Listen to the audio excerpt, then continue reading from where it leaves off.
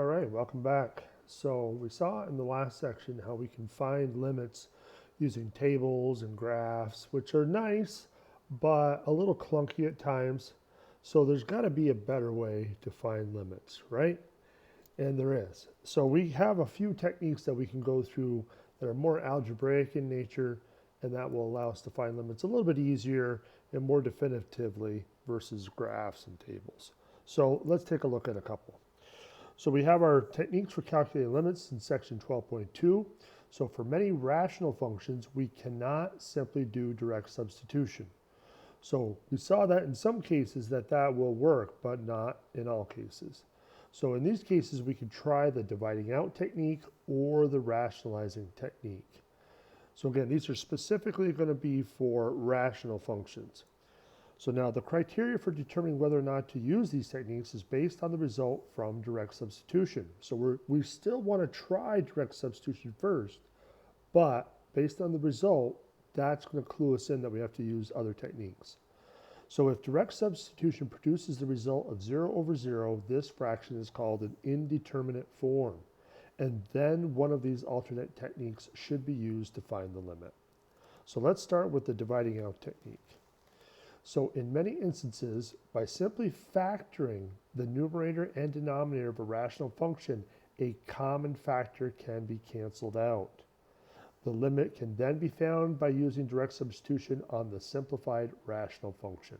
So just to give you an example, so if we have something like this, the limit as x approaches 1 for the rational function 2x squared minus x minus 1 all over x minus 1, first things first, if we do a direct substitution on this with x equal to 1, you can see we're going to get 2 times 1, which is 2, minus 1, which is 1, minus 1, which is 0. So we get 0 on the top, and when we plug 1 in the bottom, we get 0 on the bottom. So that tells us that we have to do something else.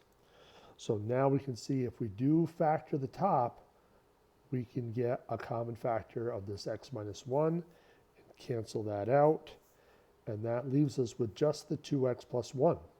So now if we do direct substitution on that, we do get our answer of 3. So 3 would be the limit for our original rational function.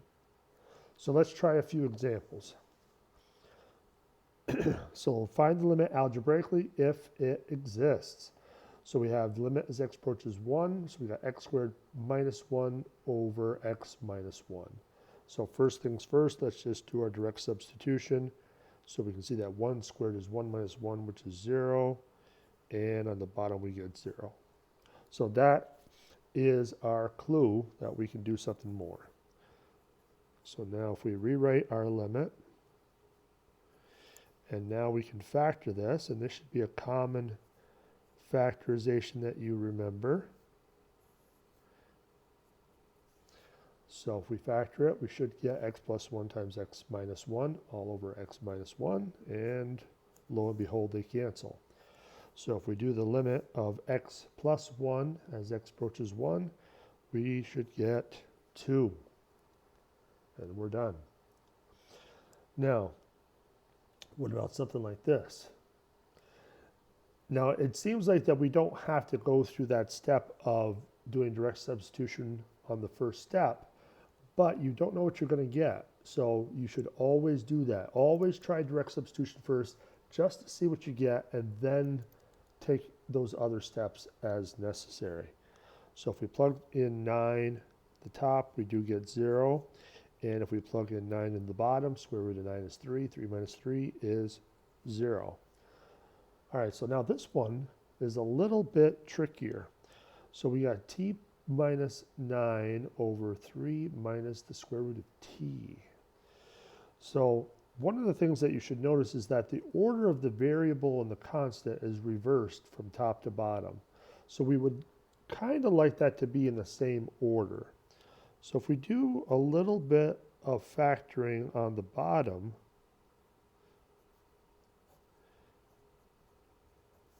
we can reverse this by simply factoring out a negative sign. So if you factor out a negative off of a positive 3 is going to leave you with a negative 3. And if we factor the negative off of this, it's going to change that to a plus. And that will allow us to flip it around. It's always nice to have those variables and constants in the same order.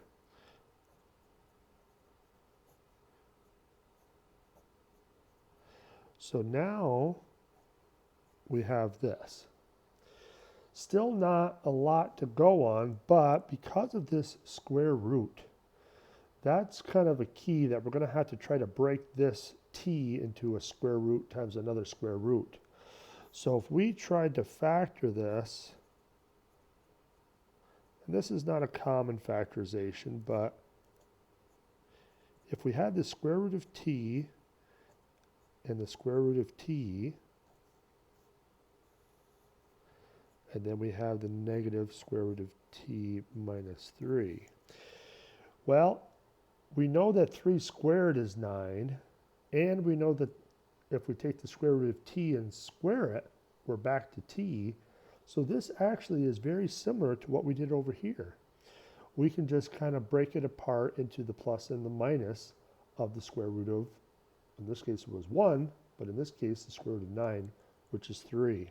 So if we put a plus 3 here and a minus 3 here, that should work. And you can check it. You know, so if you FOIL this out, so you got square root of t times the square root of t, which is t, and then you have the inside is positive 3 square root of t, the outside is negative 3 square root of t, so those are going to cancel, and then your lasts, which come out to be that minus 9. So again, not a very common one, but you could do, you know, if you recognize it this way, that's one way to do it. Another way would be to do a substitution. So if you said something like, let t equal x squared, and if you do that, then you can do a substitution and break it down that way. So, but now we can cancel stuff out. So those are going to go away. So we're going to get a 1 and a 1. And so now when we substitute in, we still have this minus, so don't forget that. So substituting in, square root of 9 is 3, 3 plus 3 is 6, but it's going to be a negative. So this should be a negative 6. So far so good, right? Now we got an interesting fractional limit. This one can be a little bit tricky as well.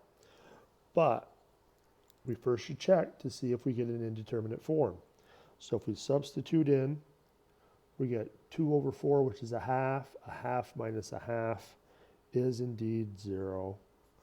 And if we substitute the 4 in the bottom, quarter minus a quarter is 0.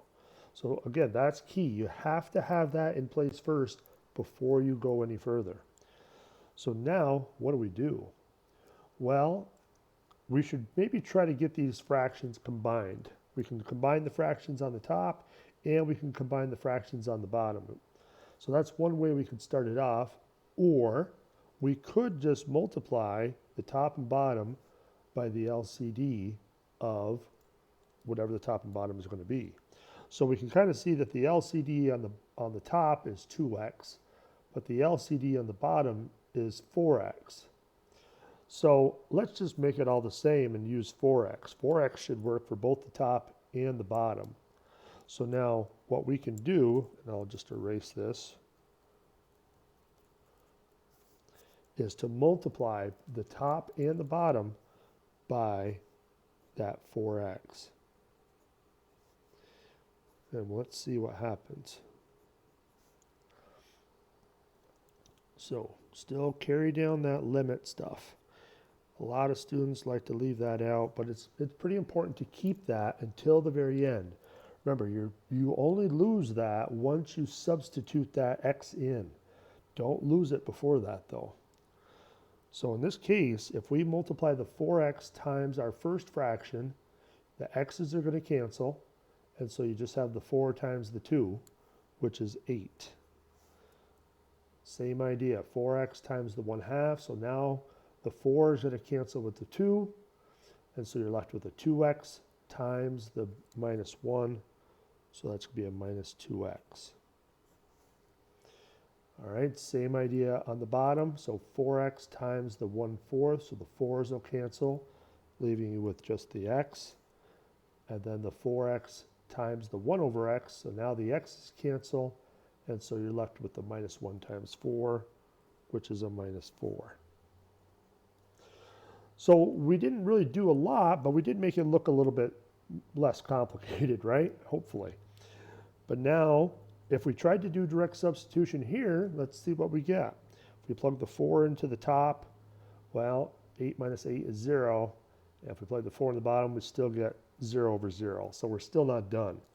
So we've got to do a little bit more with this. Now, remember what we did over here, because the variable and the constants were reversed. So we did a little switcheroo situation. Let's do that here, because these are backwards compared to what the bottom is. So if we factor in the top, we can pull out actually a minus 2. If we pull out a minus 2, we'll then be able to flip them around. So we'll have an x minus 4, and then x minus 4 on the bottom. And if you're not sure if you factored it right, remember, just multiply it back in to double check. So negative 2x, and then negative 2 times negative 4 is the positive 8. So we're good. So those are going to cancel. And so now we technically just have the limit as x approaches 4 of negative 2. If you want to put that in parentheses, you can, but not critical if you don't. But what's the limit of a constant? Do you remember from the last section? Yeah, that should just be the constant. So in this case, it's negative 2. So no matter what value of x you approach, if you have just a constant horizontal line, it's always going to approach that same value no matter what. So negative 2 should be the limit. All right, so that wraps up first taste of these problems. So let's stop here and we'll pick up some more in the next video. See you soon.